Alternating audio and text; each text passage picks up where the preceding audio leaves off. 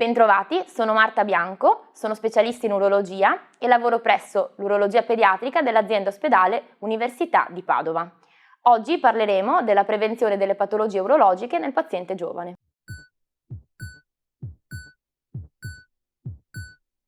La risposta è assolutamente sì. Le patologie urologiche sono diverse e hanno una diversa incidenza all'interno di tutte le fasce di età. Ci sono urologi che si occupano prevalentemente di pazienti pediatrici fin dai primi giorni di vita e invece altri colleghi urologi che si occupano prevalentemente del paziente adulto o più in là con l'età. Questo garantisce, grazie a un'importante collaborazione tra colleghi, di fornire delle cure in maniera continua al paziente.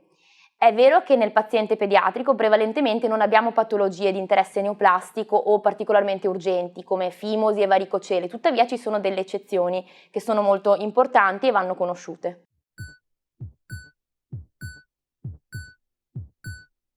La torsione del testicolo è una delle poche urgenze in ambito urologico e interessa prevalentemente la popolazione giovane, infatti l'incidenza è maggiore tra i 12 e i 18 anni di vita. È una situazione in cui il testicolo ruota sul suo asse determinando la strozzatura dei vasi che apportano il sangue allo stesso. Questa è una urgenza perché va riconosciuta e quindi va trattata entro 4-6 ore dalla diagnosi. Si presenta di solito con una sintomatologia acuta, il paziente dirà di aver avuto un dolore importantissimo e fortissimo di insorgenza improvvisa al testicolo ed è importante che se uno riconosca questa sintomatologia si rechi immediatamente a un punto di pronto soccorso.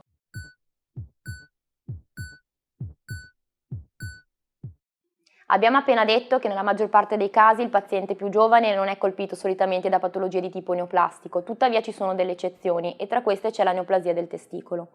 Questa neoplasia è infatti più frequente nei pazienti più giovani tra i 20 e i 30 anni di vita, ma anche tra i 30 e i 40 anni di vita. È una patologia per cui è importantissima la diagnosi precoce perché se trattato in tempo il 97% dei casi può risolversi, può guarire.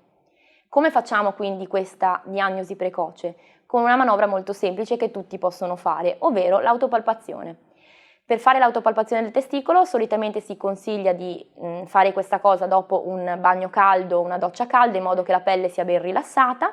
Si deve prendere il testicolo tra le dita, si posiziona l'indice e il medio sulla superficie posteriore e si posiziona il pollice sulla superficie anteriore. Si fanno dei leggeri movimenti rotatori per esplorare tutta la superficie del testicolo e dobbiamo notare se ci sono delle irregolarità, delle nodulazioni o qualsiasi cambio di consistenza nel testicolo. In ogni caso, qualsiasi dubbio che venga durante questa manovra deve essere riferito al proprio medico curante e che poi programmerà eventualmente appunto una valutazione urologica in tempi brevi.